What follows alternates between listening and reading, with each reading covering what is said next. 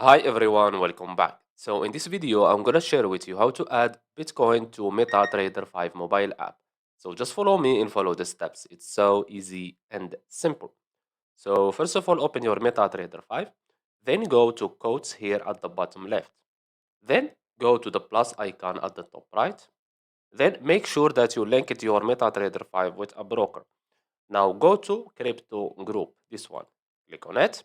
And as you can see here, we have BTC USD, Bitcoin versus US dollar. If you can't see it here, if you have a lot of cryptocurrencies, you can type it here on find symbol like this. As you can see, BTC USD. Now click on it just one time and let's go back. And as you can see here, this is Bitcoin.